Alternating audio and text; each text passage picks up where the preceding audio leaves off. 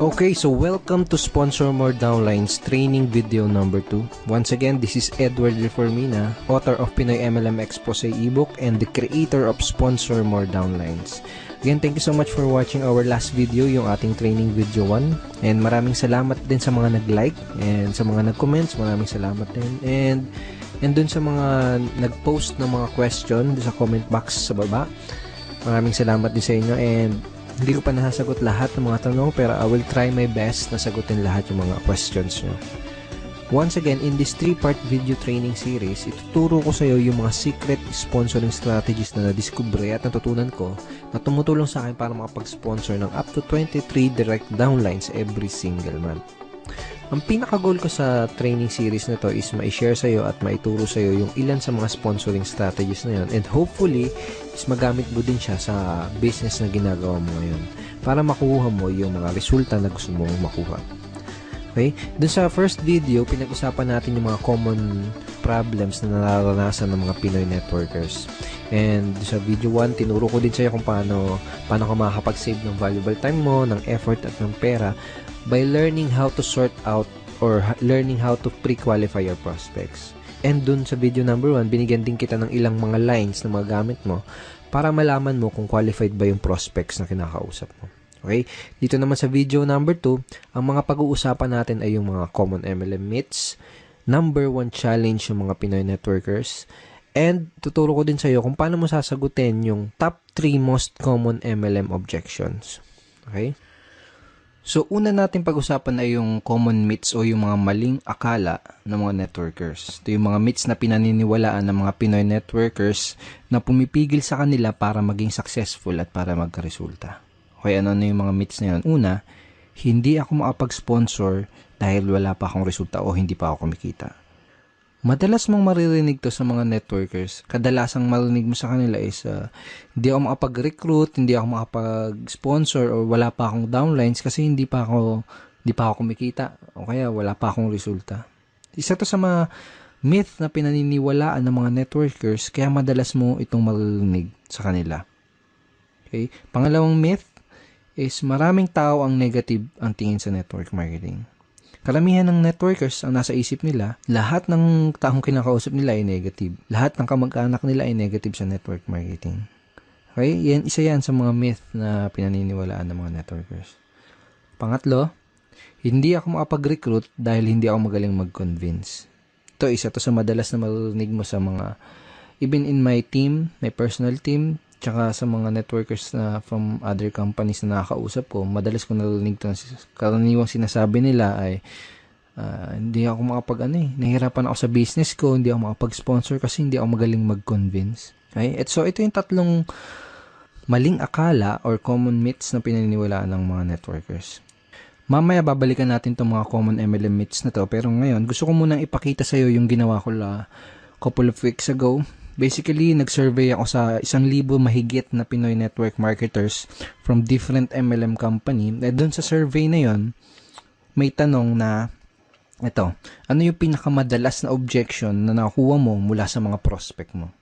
Okay, ito yung mga nagisagot nila. Ang pinakamataas na sinabi ng mga Pinoy networkers na kadalasan natatanggap nila mga objections sa ito, wala akong pera. Okay, 21%. And pumangalawa is yung pyramiding ba yan, which is 18%. And pumangatlo, na pinakamadalas na nakukuha nilang objections is ito. Magkano na bang kinita mo dyan? O magkano na bang kinikita mo dyan? Parang ganun. Kung titignan mo yung resulta dito sa survey na to, makikita mo na related yung mga objections na natatanggap ng mga Pinoy networkers dito sa mga common MLM myths na pinaniniwalaan ng karamihan networkers. Okay? For example, ito. Hindi ako makapag-sponsor dahil wala pa akong resulta. Kaya iniisip ng mga networkers na totoo to dahil kadalasan na tinatanong sa kanila ng mga prospects ay yung objection na magkano na bang kinita mo dyan. Pwedeng ganito yung nangyari. May prospect kang kinakausap, in-explain mo sa kanya yung opportunity o kaya dinala mo siya sa opisina niyo para panoorin yung BOM. Ngayon, after niyang ma-explainan, nagtanong siya sa'yo, nagbigay siya ng objection na magkano na bang kinikita mo dyan? Ngayon, kung bago ka pa lang, normal lang na syempre, maliit pa lang or wala ka pang kinikita. At posible din na hindi mo pa alam kung paano sagutin ng tama ang ganitong klase ng objection. Ngayon, kung hindi siya sumali, ang magiging thinking mo ngayon, ang papasok ngayon sa isip mo, ay hindi siya sumali kasi hindi pa ako kumikita. Ay hindi siya sumali kasi maliit pa lang yung kinikita ko. Ay hindi siya sumali kasi wala pa akong resulta. Okay na gets mo? Yung pangalawa, tingnan natin. Maraming tao ang negative ang tingin sa network marketing. Posible din na may prospect kang kinakausap na explainan mo na siya. And then, nagbigay siya ng objection na pyramiding ba yan? Ngayon, kung hindi mo alam sagutin ng tama tong objection na yan, hindi mo siya mapapasali. Ngayon, ang thinking mo ngayon, ang iniisip mo ngayon, naku, ang daming negative sa network marketing. Lahat ng kinakausap mo negative sa network marketing. Pero ang totoo, hindi mo lang alam sagutin yung objection na yun ng tama. Pangatlo, itong wala akong pera. See, dito sa Common MLM Meets, hindi ako mapag-recruit dahil hindi ako magaling mag-convince. Possible na may prospect ang kausap, sinabi niya na wala akong pera, maganda yung opportunity, pero wala akong pera. Ngayon, dahil wala siyang pera, hindi mo siya napasali. Posibleng pumasok sa isip mo na hindi ko siya napasali kasi hindi ako magaling mag-convince. Ganun. So, related itong mga common MLM objections na to doon sa common MLM myths na pinaniniwalaan ng mga networkers. Ibig sabihin, walang katotohanan itong mga paniniwala na to, itong mga myths na to, kaya nga myth, di ba? Dulot lang to ng mga objections na madalas itanong sa ating mga networkers. Okay? Itong mga myths na to, dulot lang yan ng mga objections na hindi alam sagutin ng tama. Kung isa ka sa mga networkers na dating naniniwala dito sa mga yan, I'm here to tell you na walang katotohanan ng mga yan. Ang kailangan mo lang gawin ay alamin kung paano sasagutin yung mga objections na nagdudulot nitong mga maling paniniwala na to. Number 1 challenge ng mga networkers ay yung mga prospect objections. So, sa mga challenge nila ay yung mga objections na binabato at binibigay sa kanila ng mga prospects na kinakausap nila. Dahil sa mga objection na yun, kadalasan nagkakaroon sila ng maling paniniwala, nagkakaroon sila ng maling beliefs about sa network marketing business nila. Ang solusyon para ma-solve yung challenge na yun is to master handling objections. So, bakit ba natin kailangan ma-master ang pag-handle ng mga objections? Kung gusto mo talagang ma-master ang pag-sponsor o pag-recruit, kailangan mong ma-master ang pag-handle ng lahat ng mga common MLM objections. Period. Napakadaming networkers kasi ang nag-fail dahil hindi nila alam kung paano mag-handle ng mga common objections. At ang masama pa, madaming mga networkers ang walang idea kung paano i-handle ang mga objections ng kanilang prospects. Ganito kasi yan, kahit gaano pa kaganda ang pag-present mo ng business mo, okay, kahit gaano pa kaganda yung pag-present mo ng product mo, lahat ng prospect, kahit interesado na yan, sigurado ay may katanungan at objections pa din yan bago siya magkaroon ng final na decision. Normal lang kasi talaga yon. Pero itong masakit. Kapag hindi mo nasagot ng tama ang mga questions at objections ng mga prospects mo, hindi mo pa din sila mapapasali. Tanongin kita, nangyari na ba sa iyo yung may prospect kang kausap, tapos sigurado ka na sasali siya, okay? Pero hindi naman nag-join pagkatapos mo ma-explainan? Usually, nangyayari yung ganun dahil sa mga objection na hindi nasasagot ng tama. Ito yung mga dahilan kung bakit kailangan mong mamaster ang pagsagot sa lahat ng mga common MLM objections. So, ang goal ko sa video na to is tulungan ka at ituro sa'yo kung paano masasagutin itong top 3 common MLM objections. Itong pinag-usapan natin kanina, itong result dun sa sa survey na ginawa ko sa mahigit 1,000 networkers na pinakamadalas na natatanggap nilang objections. Itong wala akong pera, pyramiding ba yan, at magkano bang kinita? Magkano na bang kinikita mo? Or magkano na bang kinita mo?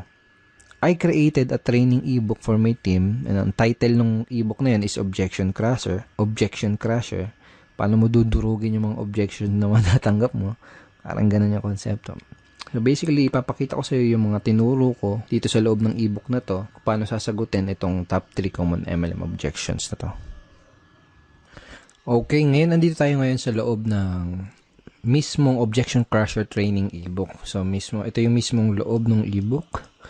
And ito yung listahan ng mga common MLM objections na itinuro ko kung paano sagutin ng tama dito sa ebook na to.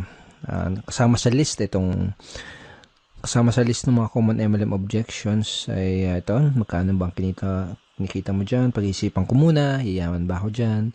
Pyramiding ba yan? Networking ba yan? Networking ba to? Mahal ng investment, wala akong pera, wala akong time, alam ko na yan, hindi ko linya yan, etc. So, ang unang ituturo ko sa'yo kung paano sagutin ng tama ay yung magkano na bang kinikita mo dyan. Alright? So, bago ko ituro sa'yo kung paano sagutin ito, kailangan mo maintindihan na karamihan ng mga prospect na nagbibigay na ganitong klaseng objections ay hindi naman talaga nila gustong malaman kung magkano yung eksaktong kinikita mo.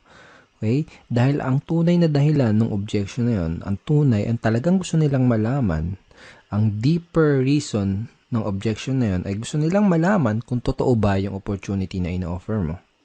Gusto nilang malaman kung may mga kumikita ba talaga dyan sa company mo. O baka naman nag-aksaya ka lang ng pera dyan at hindi mo nabawi yung in-invest mo dahil natatakot sila na mangyari sa kanila yung ganun. Natatakot sila na baka pag nag-invest sila ay hindi bumalik yung in-invest nila. So, yun yung ilan sa mga tunay na gustong malaman ng prospect mo. Gusto nilang malaman kung totoo ba yung opportunity mo. Sa madaling salita, gusto nilang ng pruweba. Okay? Sa madaling salita, gusto nila ng social proof or proof na may kumikita doon sa opportunity mo.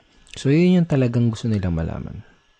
And another thing is maraming paraan para sagutin tong objection na to. Pero itong paraan na ituturo ko sa'yo dito sa ebook na to is yung pinaka-effective based on my personal experience and in my opinion. Ito yung pinaka-effective, hindi lang effective, pinaka-cool at pinaka-relax na paraan para sagutin itong objection na to. Okay, so paano ba sasagutin itong objection na to? So for example, may kausap ka na prospect. Tinanong ka niya, magkano na bang kinita mo dyan? Ang isasagot mo, magkano ba yung gusto mong madinig para maging interesado ka? Okay? O kaya, magkano ba yung gusto mong madinig para maging interesado kang tignan yung opportunity na to? O kaya naman, magkano ba yung gusto mong madinig para ma-impress ka? Okay, sa una, kailangan ng konting lakas ng loob kung gagamitin mo tong lines na to. Kumbaga, kailangan ng konting posture. Okay? Sa una, baka medyo mailang ka pa. Kaya sa una lang yon kapag paulit-ulit mo na siyang ginamit, medyo masasanay ka na din. Kapag sinabi mo sa prospect, wag mo din kalilimutan na mag-smile ng konti para hindi ka magmukhang maangas or hindi ka ma-misinterpret nung kinakausap mo na nagyayabang. Alright? Okay, so ang mangyayari kapag tinanong mo to sa prospect mo, magbibigay siya sa'yo ng figure or ng amount. And hindi mahalaga kung hindi mo pa kinikita yung halaga na sasagot ng prospect mo. Kailangan lang ay may mga alam kang success stories from your company dahil gagamitin mo yung mga istorya or mga stories or kwento ng mga successful person in your company doon sa sagot mo. Okay? Kung wala kang alam ng mga storya ng mga successful upline sa company nyo, ang gawin mo, manood ka at makinig ng mga business presentation nila dahil most of the time, kinukwento nila yung storya nila kung paano sila nagsimula, kung paano sila naging successful. Okay? So, make sure na manood ka ng mga business presentation or business talk ng mga successful upline sa company nyo. So, parang ganito yung magiging flow ng pag-uusap nyo ng prospect mo pag sinagot mo na yung objection na yun. Okay? So, prospect, magkano ba ang kinikita mo dyan? Ikaw, magkano bang gusto mong madinig para maging interesado kang tignan maigi itong business na to? So, for example, sinagot niya 30,000 o kaya kung ano man, kung 50,000, 100,000, 1 million, kung ano man yung sagot niya, kung kumikita ka na ng ganun, sabihin mo lang, great, yan ang kinikita ko dito. Gusto mo bang ituro ko sa'yo kung anong ginawa ko? Yun lang. Kung hindi mo pa kinikita yung sinabing figures ng prospect mo, ang sasabihin mo lang is ito. Well, basically, kakasimula ko pa lang sa business na to, kaya hindi ko pa nare-reach yung ganyan level ng income o hindi ko pa naabot yung ganyang income. Pero let me tell you about blank kung sino yung tao na gusto mong ikwento sa kanya na kumikita na ng ganyan dito sa company na to. Gusto mo bang malaman kung ano yung ginawa niya para kitain yung ganong income? Okay? Pagkatapos, kwento mo yung maikling storya ng taong binanggit mo. Okay? So, hindi kailangan na mahaba kahit maiksing storya lang. Then, kapag nakawento mo na sa kanya yung storya ng successful member na yon sa inyong company, Ang next na sasabihin mo ay ito.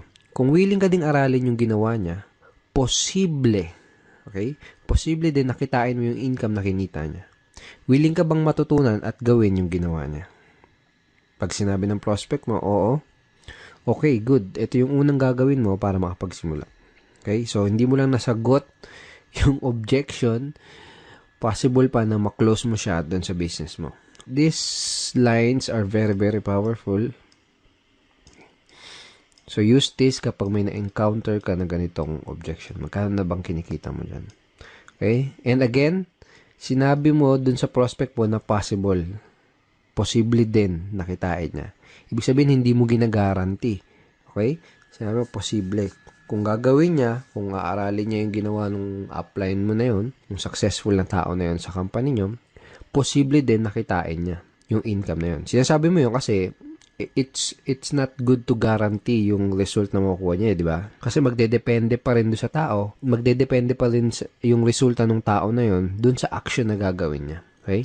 And last tip, maganda rin na idea kung ipapakilala mo siya doon sa mga successful and higher uplines doon sa team nyo or sa company nyo. Okay? Para mas tumibay yung social proof. Okay? Again, kasi kaya nga tinatanong to ng prospect mo kasi medyo may duda siya kung totoo ba yung opportunity na ginagawa mo. Okay, so ang next na objection na sasagutin natin at pag-aaralan natin ay yung objection na pyramiding ba yan or pyramiding ba to? Okay, so pag may nag-object sa'yo ng objection na to, pag may nagtanong sa'yo, pyramiding ba to? Ang sasagot mo ay ito. Yes, pyramiding to and welcome to Egypt. So yan, hindi, biro lang. So madami din paraan para sagutin tong objection na to, pero itong ituturo ko sa iyo yung isa sa pinakamadali lalo na kung nagsisimula ka pa lang, and pinaka-enjoyable na paraan kung paano sagutin tong objection na to. So for example, sabi sa'yo ng prospect mo is pyramiding ba to, tinanong niya, sasagutin mo din siya ng tanong. Okay? Isa sa mga natutunan ko is one of the best way to answer objections is to answer it with questions. Kumbaga, tanungin mo yung tanong nila. Okay? So, for example, in this objection, tinanong niya, pyramiding ba to? Tatanungin mo, anong ibig mo sabihin? Yung mga illegal? Okay? So, medyo ganun yung tono dapat. Parang patanong. Anong ibig sabihin mo? Yung mga illegal? Pag sinabi ng prospect na, ano yun? Yung tipong nangangako na mag-i-invest ka lang tapos dodoble yung pera mo kahit wala kang gawin?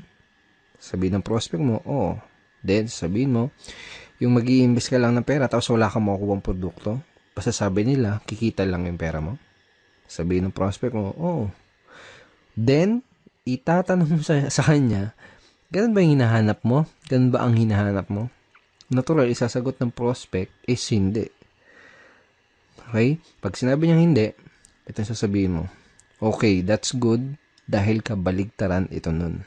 So, in that way, ipinaalam mo sa kanya, kumbaga dito sa paraan na to ng pagsagot dito sa objection na to is parang dinefine mo kung ano yung pyramiding. At sinabi mo sa kanya na yung business mo, yung opportunity mo, is kabaligtaran ng definition na yun ng pyramiding. Of course, I'm assuming and dapat napakita mo na din sa kanya yung mga legal documents na magpapatunay na legal nga yung company nyo. Pero kaya ako tinuro sa iyo yung ganitong paraan is mostly kasi ng mga prospect mo na magbibigay ng gantong klase ng objections ay yung mga tao na hindi educated or walang idea sa difference o pagkakaiba ng pyramiding kumpara sa legitimate network marketing opportunity. So, mas magkakaroon ng sense sa kanila yung ganitong simpleng conversation lang. Okay, so use this simple objection handling script next time na may prospect na magtatanong sa'yo ng pyramiding ba to or pyramiding ba yan.